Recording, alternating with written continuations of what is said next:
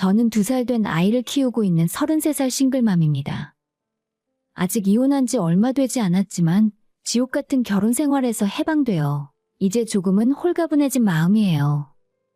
전 남편과 저는 처음에 의사와 환자 관계로 만나게 되었습니다. 제가 어릴 때부터 충치 치료를 받던 곳이 따로 있었는데 거기 치과의사 선생님이 연로하셔서 은퇴를 하게 되셨고 병원 문을 닫으셨어요. 그리고 나서 얼마 후 치통에 시달리며 새로운 곳을 찾던 중에 남편의 치과를 가게 된 거죠. 전날 저녁부터 치통이 있었고 평일이라 진통제를 먹고 출근을 해봤지만 도저히 버티기 힘들더라고요. 결국 조퇴를 하고 치과를 찾아갔는데 그곳에서 남편을 처음으로 만나게 된 거죠. 원래 저는 치과를 옛날부터 너무 무서워했어요. 그날도 잔뜩 긴장을 하고 있었는데 나이 지긋한 치과 의사가 아니라 30대 젊은 남자가 와서 저보고 긴장하지 말라며 다정하게 말을 걸어주었습니다. 저희 병원은 처음이시죠? 너무 긴장하지 마세요. 불편한 곳이 어느 쪽이시죠? 사람 좋은 미소를 지으며 제게 물었고 저는 충치가 있는 자리를 가리키며 설명을 했어요. 남편은 상태를 보더니 많이 아팠을 텐데 왜 이제야 왔냐 하더라고요. 예전에 다니던 할아버지 치과에서는 치료 과정이 너무 아팠기 때문에 원래 치과는 이렇게 아픈 건 줄 알고 항상 두려움에 떨었거든요. 하지만 그때 받았던 치료는 정말 하나도 아프지 않았고 다정한 목소리에 친절히 이야기해주는 남편에게 굉장히 좋은 인상이 남았어요. 치료를 다 끝냈을 때 저는 평소와는 다르게 심장이 굉장히 쿵쾅거리며 뛰고 있다는 것을 알게 되었습니다. 남편에게서 오늘 받았던 치료와 향후 관리 일정에 대해 설명을 듣고 있는데 그 말이 제 귀에 하나도 들리지 않았고 이 남자 모습에 완전히 반해버렸죠. 태어나서 치과 가는 걸 한 번도 좋아해 본 적 없었는데 다음 치료받으러 가는 날을 손꼽아 기다리게 되었습니다.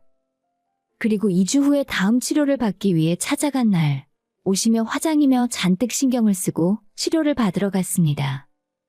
처음 만났을 때는 긴가민가 했지만 그날 2번째로 봤을 때 이 사람을 내 남자로 만들어야겠다는 생각이 강하게 들었습니다. 치료가 다 끝나고 나가기 전에 제가 먼저 번호를 알려달라고 했고 잠깐 고민하던 남편이 핸드폰에 자기 번호를 찍어주었어요. 그리고 며칠 후 퇴근하고 저녁에 만나 식사를 하고 커피를 마셨고 자기가 치과 운영 몇 년 하면서 이런 식으로 들이대는 여자는 처음 봤다 하더라고요. 그렇게 연애를 시작하게 됐고 1년 후에 결혼을 약속했어요. 제 친구들과 회사 동료들은 멀끔한 치과 의사와 결혼하는 저를 엄청 부러워했습니다. 이 남자를 만날 때 절대 외모나 조건을 따지고 만난 게 아니라는 말을 하긴 했지만 저는 은근히 이 상황이 싫지 않았어요. 제가 생각해봐도 진짜 괜찮은 결혼을 하는 것 같았거든요. 하지만 결혼을 진행할 때 가장 큰 문제는 역시나 잘난 아들을 가진 어머님의 높은 콧대였습니다. 저를 처음 봤을 때 가장 먼저 하신 이야기가 치과 의사 남편을 얻고 싶으면 열쇠를 최소 몇 개는 가져와야 한다는 등 입이 떡 벌어질 혼수 목록이 적힌 종이를 저한테 건네주시더군요. 혼수 목록을 나중에 집에 돌아와서 확인을 해보니 제가 결혼해서 쓸 가전제품이나 물건들은 별로 없고 온통 어머님 자신이 입고 쓰실 물건들이었죠. 저는 이 결혼을 꼭 하고 싶었기 때문에 이런 건 우리 결혼과 아무 상관없는 거 아니냐고 따지고 들지도 못했습니다. 당시에 저는 직장 생활을 하면서 적금을 나름대로 모아두고 있었지만 시어머니의 혼수 목록을 채우기엔 턱없이 부족한 돈이었어요. 원래 결혼할 때 부모님께 손 벌리지 않으려고 했는데 어쩔 수 없이 지방에서 자영업을 하시는 부모님께 이런 제 사정을 말씀드렸습니다. 그래, 아무렴 의사 사위 얻는다는데 이 정도는 해줘야지. 저희 부모님께서는 제가 능력 있는 사람 만나서 결혼한다는데 뭘 못 해주겠냐면서 혼수는 아무 걱정하지 말라고 해주시더라고요. 그렇게 부모님의 도움으로 혼수 목록을 모두 채울 수 있었고 저희는 마침내 남편이 결혼 전 미리 장만해둔 30평대 아파트에서 신혼을 시작할 수 있었습니다. 친정부모님께 손 벌린 것도 죄송하고 남편의 아파트 역시 대출이 절반이라 저희 부부는 맞벌이를 하며 여느 신혼부부처럼 열심히 살았어요.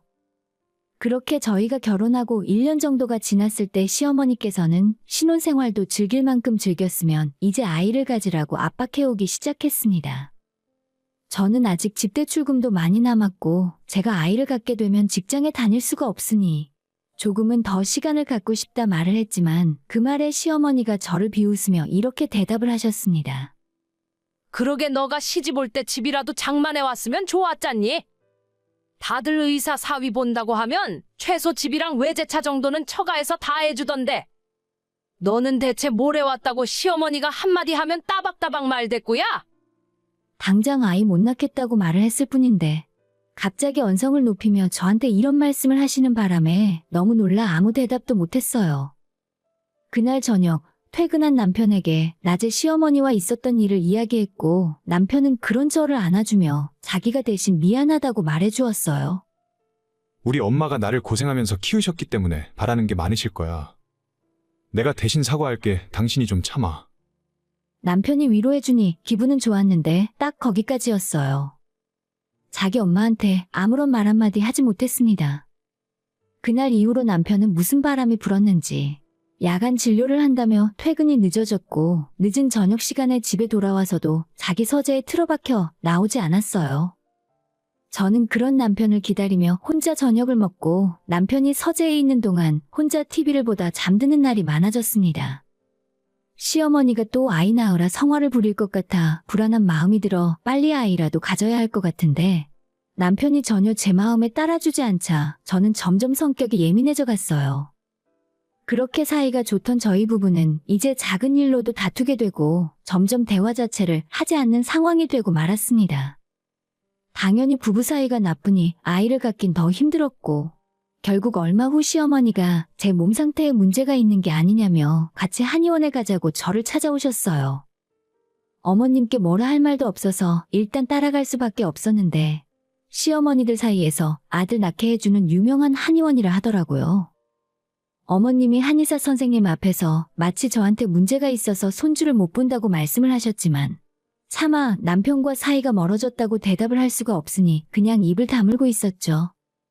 결국 그 자리에서 100만 원이 훌쩍 넘는 한약을 짓고 그걸 들고 집에 돌아온 저는 카드 영수증을 보며 한숨만 나왔습니다. 시어머니는 제 몸이 안 좋아서 약을 먹는 거니까 저보고 계산하라 하셨거든요. 먹어봤자 아무 소용도 없는 걸 알면서 약값을 제 카드로 긁었더니 영수증을 보자마자 또 부하가치 밀어 올랐습니다. 결국 애꿎은 카드 영수증만 박박 찢어서 쓰레기통에 처박았습니다. 그날도 역시 남편은 한밤중에 퇴근을 하더니 집에 와서는 곧장 서재에 들어가 틀어박혀 나오지 않았어요. 저는 남편이 혼자 그 방에서 뭘 하고 있는지 너무 의심이 되더라고요. 그날따라 궁금함을 참지 못하고 과일을 깎아서 서재의 문을 열고 들어갔는데 남편은 누군가와 통화를 하며 열심히 그 통화 내용을 받아 적고 있었습니다. 그러면서 저한테는 조용히 하라는 듯 검지손가락을 들어 쉿 이러는데 순간 그 모습을 보니 짜증이 치밀어 오르더라고요. 남편의 전화통화가 끝나길 기다렸다가 우리 둘이 이야기 좀 하자고 했고 정말 오랜만에 남편과 마주 앉았어요. 저는 그동안 참고 있었던 것들을 한을 풀듯이 이야기했습니다. 그런데 예전에는 그렇게 다정했던 남편의 얼굴은 온데간데 없었고 지금 이 상황이 짜증난다는 얼굴로 인상을 팍 쓰고 앉아 있었습니다. 그 모습을 보고 저는 남편에게 혹시 요즘 다른 여자가 생겼냐고 다그쳤습니다. 난 오늘 당신 어머니가 한의원에 강제로 끌고 가서 약까지 짓게 만들었어. 근데도 당신은 계속 나한테 이렇게 대할 거야? 혹시 다른 여자 생겼어? 그러자 남편은 완전히 제게 질렸다는 표정을 지으면서 저랑 더 이상 말도 하기 싫으니 그냥 방에서 나가라고 저를 쫓아냈습니다. 너가 그럴수록 더 정 떨어져. 진짜 진절머리가 난다. 제가 뭘 그렇게 잘못했다고 이런 취급을 당해야 하는지 모르겠더라고요. 저는 그런 남편의 태도에 어이가 없어서 그럼 적어도 시어머니가 나한테 닥달하지 못하도록 당신이 직접 우리 상황에 대해 해명하라고 말했죠. 남편은 아무 대꾸도 하지 않고 방문을 쾅소리 나게 닫더니 문을 걸어 잠그더라고요. 이제 결혼한 지 1년밖에 지나지 않았는데 벌써 부부 사이가 이 모양이 되다니 저는 너무나도 절망스러웠어요. 남들은 1년이면 아직 신혼이라 깨볶으며 산다고 하는데 저는 제 처지가 너무 불쌍해서 그날 밤 내내 울다가 잠이 들었습니다. 다음날 남편은 아침 일찍부터 보이지 않았고 저는 그냥 무시하고 나대로 살자고 마음을 먹었습니다. 혼자 출근 준비를 하다가 전날 어머님 때문에 억지로 사온 한약이 보이길래 또 화가 치밀어 올라서 한약을 전부 쓰레기통에 버리고 출근했어요. 그날부터 남편은 저녁에도 집에 들어오지 않았고 3일 동안 저한테 어떤 연락도 없었어요. 걱정되는 마음이 들어 남편에게 전화를 걸어봤지만 제 전화를 아예 받지도 않았습니다. 옷장에는 남편 옷이나 다른 물건들이 그대로 있었고 혹시나 싶어 남편 핸드폰에 제 음성 메시지까지 남겼습니다. 내가 잘못했으니까 화 풀고 집에 들어오라고 말했어요. 자존심이 상했지만 이런 상황에 제 자존심이 문제겠습니까? 하지만 제 음성을 들었는지 못 들었는지 남편은 계속 아무런 소식이 없었고 다음날 남편이 근무하는 치과로 제가 찾아갔습니다. 그런데 정말 황당하게도 남편이 얼마 전에 병원을 그만뒀다 하더라고요. 다니던 직장도 한마디 상의 없이 그만두고 잠적해버린 이 남자를 어떻게 해야 하나 머릿속이 하얗게 되어버렸죠. 너무 걱정되는 마음에 시어머니한테 전화를 걸었어요. 어머님은 제 전화를 받더니 마침 잘 됐다며 다짜고짜 얼굴 좀 보자고 하셨고 그렇게 시어머니를 만난 저는 또 한 번 충격적인 이야기를 듣게 되었습니다. 남편이 저 모르게 결혼 전부터 주식 투자를 자주 했었는데 최근에는 자기 병원을 차리고 싶은 마음에 여기저기 대출까지 받아서 크게 투자를 했던 것 같아요. 결국 그게 잘 풀리지 않아서 빚만 잔뜩 생겼고 그걸 또 해결하려고 다시 급전을 빌려 주식에 전부 집어넣었는데 원금의 빚까지 엄청나게 생겼다 하더라고요. 이제는 갚아야 할 빚이 원금만 4억이 넘는다고 하는 겁니다. 너무 당황해서 아무 말도 못하고 있었는데 어머님께서는 남편이 이렇게 된 이유가 바로 저 때문이라 하셨습니다. 이제 내 아들 어쩔 거야? 무슨 말씀이세요? 오히려 여태 아무것도 모르고 당한 건 저예요. 마누라를 잘못 만나서 내 아들이 거지꼴이 된 거잖아. 너가 책임지고 네 서방비 다 갚아줘라. 우리 아들이 잘 사는 집 여자 만났으면 개원자금 만들려고 무리하게 주식 같은 걸 했겠니? 어머님 말은 제가 결혼할 때 남편의 개원자금을 들고 오지 못했기 때문에 주식을 할 수밖에 없었고 그래서 망했다고 하더라고요.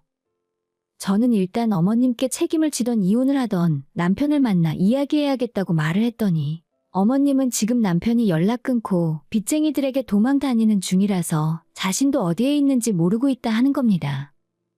은행이나 주식회사에 돈을 빌린 것뿐 아니라 주변 지인이나 이상한 곳에도 돈을 빌린 것 같았어요. 핸드폰은 전화를 안 받을 거고 대신 다른 번호를 적어주시길래 집에 돌아와서 그 번호로 전화를 걸었더니 그제서야 남편이 전화를 받았습니다. 저는 도대체 왜 이 지경으로 만드냐고 오열하며 바닥에 주저앉았어요. 그러자 남편은 본인이 개원을 해서 돈을 많이 벌게 되면 저와 시어머니의 사이가 좋아질 것이고 부부관계도 다시 좋아질 것 같았다고 하네요. 진짜 속이 터질 것처럼 답답했고 남편에게 대체 병원은 왜 맘대로 그만뒀냐고 물었더니 자기가 사채와 병원 직원들한테까지 돈을 빌렸기 때문에 매일같이 걸려오는 독촉 전화와 직원들의 얼굴을 보기 힘들어서 일단 그만둔 거라고 하는 겁니다. 이제 곧 집으로도 빚쟁이들이 찾아올 수 있다고 하는 남편의 말을 들으며 이 집에 살고 있는 내 생각은 조금이라도 한계 맞나 싶었습니다. 다음날 부동산에 남편 명의로 된 이 집을 내놓았어요. 아무리 생각을 해봐도 당장 남편의 빚을 갚을 만한 큰돈을 마련할 방법이 없다고 판단을 했었거든요. 하지만 그 사실을 나중에 알게 된 시어머니가 방방 뛰면서 저보고 돈을 마련해 오면 될 문제인데 멀쩡한 집을 대체 왜 파냐고 하셨습니다. 너가 대출 좀 받아봐. 아니면 너희 친정부모한테라도 연락을 해보던가. 어차피 남편 집의 대출이 절반이라 팔아도 빚을 다 갚지 못할 거고 이대로 있으면 집이 압류당해 경매 넘어가는 건 시간 문제잖아요. 그리고 남편이 사고를 친 걸 왜 우리 부모님한테 돈을 빌려달라고 해야 하나요? 저는 이런 시어머니의 태도에 오만정이 다 떨어지고 말았습니다. 그래도 미우나 고우나 내 남편이라 생각하고 어떻게든 이 문제를 같이 해결해 보려고 생각했지만 그저 저한테 화를 내며 나보고 알아서 빚을 갚으라고 윽박지르는 시어머니를 보며 더 이상 상종하기가 싫어졌어요. 어머님이 뭐라고 하던 남편을 설득해 집을 팔았고 그 돈을 전부 남편의 빚을 갚는데 다 써버렸는데도 아직 1억의 빚이 더 남아있었어요. 결국 제 앞으로 1억을 추가로 대출받아 남편의 빚을 모두 해결했습니다. 그 뒤에 월세를 얻는 것조차 부담스러워서 당장은 시댁에 들어가 합가를 한 채로 지내게 되었어요. 하지만 시댁으로 들어간 첫날부터 어머님은 마치 저를 가정부처럼 부려먹기 시작하셨습니다. 아침 출근 전에 밥상 차리는 것부터 시작해서 퇴근하고 집에 돌아오면 설거지와 빨래가 잔뜩 쌓여 있었어요. 원래 제가 이 집에 들어오기 전에는 어머님께서 알아서 다 하시던 살림인데 어떻게 한순간에 이럴 수가 있나 싶었죠? 조금 돈을 모으면 바로 분가를 할 테지만 당장 이렇게 살고 싶진 않아서 어머님께 청소, 빨래, 설거지를 조금 나눠서 하자고 말씀을 드렸어요. 그랬더니 시어머니가 저보고 멀쩡한 집 날리고 빚져서 기어들어온 주제에 청소, 빨래도 하기 싫다는 거냐며 큰 소리를 치셨어요. 마치 제가 사고쳐서 빚이 생긴 것처럼 말씀을 하셨습니다. 생활비 안 달라고 하는 것만 해도 고맙게 생각해야지. 배은망덕한 것 같으니. 저는 남편도 남편이지만 시어머니 때문에 당장에라도 이혼을 하고 싶었습니다. 하지만 남편은 지난 일이 있고 나서 뒤늦게라도 정신을 차렸는지 새롭게 취직한 곳에서 일도 열심히 했고 다시 저한테도 예전처럼 대해주었기 때문에 그나마 위안이 되었어요. 시어머니가 너무 얄미운 건 남편 앞에서는 저한테 아무 말도 하지 않고 둘만 있을 때 저를 괴롭혔습니다.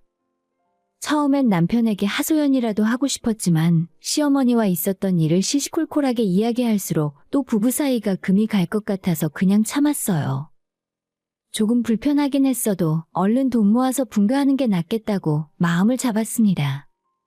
딱 6개월만 얹혀 살다가 돈 모아서 나가려고 했는데 그 사이에 덜컥 저한테 임신이 되었다는 사실을 알게 되었습니다.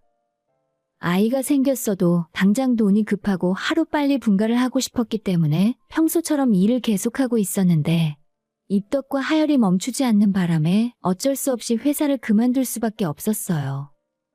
시어머니는 그렇게 노래를 하던 손주를 제가 가졌는데도 저를 대하는 태도가 예전과 별반 달라지지 않았습니다.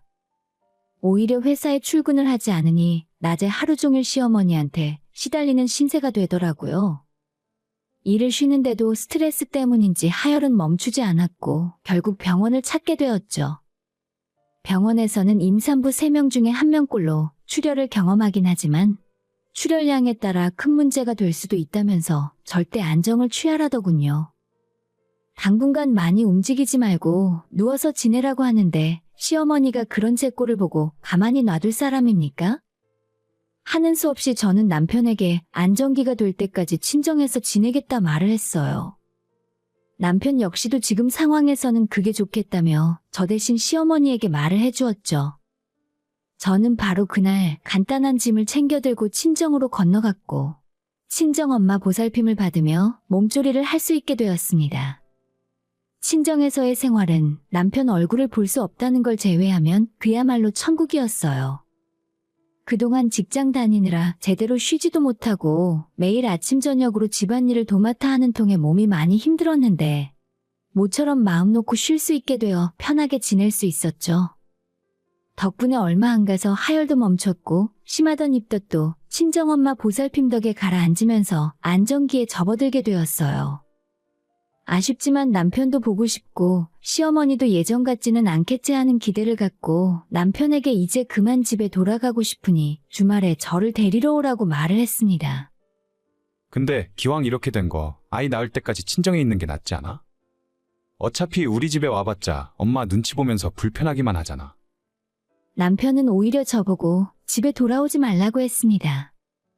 저를 생각해주는 말이었지만 왠지 이상하게 예감이 좋지 않았습니다. 다음 날 집에 돌아갈까 말까 불안한 마음으로 고민을 하고 있었는데 저희 친정엄마가 급하게 전화를 하셨어요. 시어머니가 우리 부모님 가게로 찾아왔다면서 많이 놀라신 목소리였습니다. 저도 그 말을 듣고 너무 놀라 급하게 옷을 걸치고 부모님 가게로 달려갔는데 도착해서 보니 시어머니 앞에서 친정부모님이 어쩔 줄 몰라 하며 쩔쩔매고 계셨습니다. 알고 봤더니 남편은 제가 없는 사이에 또다시 주식에 손을 대기 시작했고, 시어머니는 이번에도 또 그 빚을 저보고 갚아달라며 생떼를 쓰고 있었습니다. 의사 사위 거저 얻는 거 아니잖아요. 원래 사위 병원은 처가에서 차려주는 거라는데 두 분은 그동안 뭘 해줬습니까? 결혼할 때 집을 해줬어요? 병원을 차려줬어요? 우리 아들이 믿을 구석이 없으니 허구한 날 돈 때문에 전전긍긍하는 거 아니냐고요. 저한테 그러는 것도 짜증나는데 우리 부모님한테까지 돈 내놓으라고 닥달을 하니 저로서도 더 이상은 참을 수가 없었습니다. 나 하나 힘들게 하는 건 넘어갔어도 죄 없는 우리 부모님까지 시어머니한테 이런 취급당하는 건 용서가 안 되더라고요. 그래서 바로 달려가 그간 참아왔던 말을 쏟아냈습니다. 지금 여기서 뭐 하는 짓이에요? 당신이 잘못 키운 아들 뒷수습을 왜 우리 부모님이 하라는 건데요? 어머님이 안 참으면 어쩔 건데요? 아니, 이젠 제가 못 참겠어요. 아들 빚을 갚아달라 떼쓰는 어머님도 못 참겠고 툭하면 사고치는 남편도 못 참겠어요. 제가 시어머니한테 당장 우리 부모님 가게에서 나가라고 했더니 어머님도 어이가 없다는 듯 이혼을 할 때 하더라도 자기 아들 빚은 갚으라고 억지를 부렸습니다. 어찌나 화가 나고 분하던지 주방에서 찬물을 한 바가지 퍼서 어머님 머리에 뿌렸습니다. 그리고 가게에서 쫓아내고 굵은 소금도 한 바가지 뿌렸죠. 저는 그날부로 남편과 이혼을 결심했어요. 친정부모님은 뱃속에 아이도 있으니 한번 참으라고 말씀하셨지만 이대로라면 태어날 아이 앞에서 당당한 엄마가 되지 못하겠더라고요. 친정부모님에게 이번 일이 처음이 아니라 저번에 멀쩡히 살던 집을 날리게 된 이유와 시어머니가 지금까지 했던 폐악질에 대해 설명을 해드렸더니 부모님도 충격을 많이 받으셨는지 아무런 말씀을 하지 못하셨죠. 더 이상 이혼을 반대하지도 않으셨습니다. 저는 그날 밤 결심을 굳히고 남편에게 이혼을 통보했어요. 남편은 뱃속에 아이도 있으니 이혼만은 할 수 없다고 버티고 버텼지만 결국 저는 변호사까지 고용해서 이혼 소송 끝에 이 거지 같은 결혼 생활의 종지부를 찍을 수가 있었습니다. 하지만 서류상 이혼만 했을 뿐이지 남편에게 위자료와 태어날 아이의 양육비는 받아내기 힘들었습니다. 남편은 가진 재산도 없이 빚만 잔뜩이고 이혼할 때 일을 또 쉬고 있었거든요. 저도 임신을 하고 직장이 없는 상태였기 때문에 당장 아이를 낳으면 어떻게 먹고 살아야 하나 고민이었죠. 이 와중에 시어머니는 하루가 멀다 하고 저한테 협박 전화와 문자를 보냈습니다. 자기네 집안대를 이을 손주를 제가 뺏어갔다며 그깟 돈 몇 푼 때문에 남편과 가정도 버리는 나쁜 여자라고 저를 매도했죠. 저는 쌍욕과 협박이 담긴 시어머니의 문자를 들고 변호사를 찾았고 그 자리에서 3가지 명목으로 고소를 하고 제 결혼 생활을 망친 부분에 대한 위자료까지 청구를 하게 되었습니다. 얼마 후에 고소장을 받아본 어머님이 입에 거품을 물고 난리를 치셨고 저는 그 통화 내용도 전부 녹음을 해서 고소장의 증거로 추가를 했죠. 결국 남편이 나서서 자기 엄마 고소를 취하해달라고 나오더라고요. 이혼 당시에 제게 남은 빚이 6천만 원 정도 있었는데 그걸 전부 남편이 갚아줬고 매달 100만 원의 아이 양육비를 지불하는 조건으로 고소를 취하했어요. 시어머니는 그 사실을 듣고 화병이 나서 드러누웠다고 하는 겁니다. 어머님이 쓰러졌다는 말을 듣는데 속에 묵은 체증이 쑥 내려가는 기분이 들더군요. 남편은 그 이후로 취직을 새로 했는지 매달 저한테 100만 원의 양육비를 꼬박꼬박 보내주고 있습니다. 며칠 전에는 지난날의 시간이 너무 후회된다며 이제는 시어머니와 인연을 끊을 테니 다시 재결합을 하자며 빌더라고요. 저는 하도 당했기 때문에 우리 사이에 절대 그럴 일은 없다고 대답했습니다. 지금은 친정에서 지내며 아이를 돌보는 중이고 다행히 새로운 직장을 구해서 낮 시간에 일을 할 수 있게 되었어요. 넉넉하지는 못하지만 지난 날을 생각했을 때 하루하루가 훨씬 행복합니다. 조금 먼 길을 돌아왔지만 이제는 우리 아이와 함께 잘 살고 싶어요. 오늘의 사연은 여기까지입니다. 구독과 좋아요, 알림 설정 부탁드려요. 다들 행복하시고 좋은 하루 되세요.